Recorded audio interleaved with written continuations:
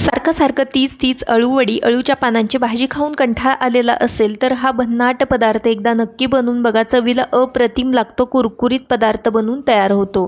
त्यासाठी या इथं मी 5 अळूची पानं घेतलेली आहेत। ही पानं स्वच्छ पाण्याने धुवून घ्यायची आहेत। त्यानंतर अळूच्या पानांचे देठ आहेत ते कट करून काढायचे आहेत।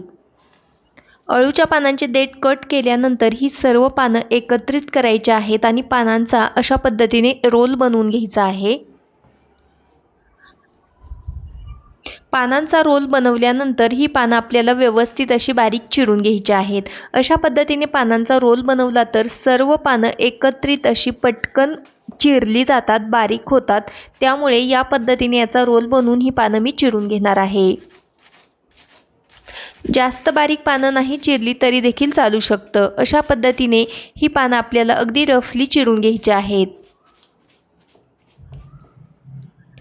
या इथं एक साथ ही सर्व अळूची पानं मी छान अशी चिरून घेतलेली आहेत। सर्व अळूची पानं एक साथ व्यवस्थित अशी चिरून झालेली आहेत। पुढच्या कृतीकडे वळूयात। हा भन्नाट पदार्थ बनवण्यासाठी या इथं मी 4 प्रकारच्या डाळी 1 तासासाठी पाण्यामध्ये भिजत ठेवलेल्या होत्या। तर इथं मी पाव वाटीला थोड्या थोड्या कमी डाळींचा वापर केलेला आहे। पाव वाटीला कमी हरभरा डाळ, मूग डाळ, तूर डाळ आणि मसूर डाळ अशा 4 डाळी मी पाण्यामध्ये भिजत ठेवलेल्या होत्या। त्यानंतर डाळी स्वच्छ पाण्याने धुवून एका चाळणीवरती नितळण्यासाठी ठेवल्या। डाळीमधलं पाणी पूर्णपणे नितळल्यानंतर ह्या डाळी आपल्याला एका मिक्सरच्या भांड्यामध्ये काढून घ्यायच्या आहेत। त्यानंतर यामध्ये लसूण घालायचा आहे, सोबतच घालायची आहे हिरवी मिरची, 2 छोटेसे अद्रकचे तुकडे घालायचे आहेत, 1 चमचा जिरे घालायचा आहे, अर्धा चमचा ओवा घालायचा आहे आणि चवीकरता मीठ घालून हे मिक्सरला छान असं जाडं भरडं असं आपल्याला वाटून घ्यायचं आहे। तुम्हाला जर काही एवढ्या 4 डाळींचा वापर करायचा नसेल तर तुम्ही या ठिकाणी 1 ते 2 डाळींचा देखील वापर करू शकता। मेन म्हणजे आपल्याला हरभरा डाळ आणि मूग डाळीचा वापर इथं करायचा आहे। छान अशी जाडीभरडी पेस्ट बनवून घेतल्यानंतर एका बाउलमध्ये काढायचे आहे। त्यानंतर यामध्ये 1 चमचा पांढरे तीळ, पाव चमचा हळद पावडर आणि लिंबाचा रस घालायचा आहे। लिंबाचा रस घातल्यामुळे अळूची पानं आहेत ती घशाला खवखवली जात नाहीत। खूप सारी बारीक चिरलेली कोथिंबीर घालायची आणि चिरून घेतलेली अळूची पानं आपल्याला यामध्ये घालून व्यवस्थित असं हे मिश्रण मळून घ्यायचं आहे। तर इथं अजिबात पाण्याचा वापर करण्याची आवश्यकता पडत नाही आहे। त्या मॉइश्चरमध्येच आपल्याला हे पीठ मळून घ्यायचं आहे। तर इथं बघू शकता हे व्यवस्थित असं मळून घेतलेलं आहे।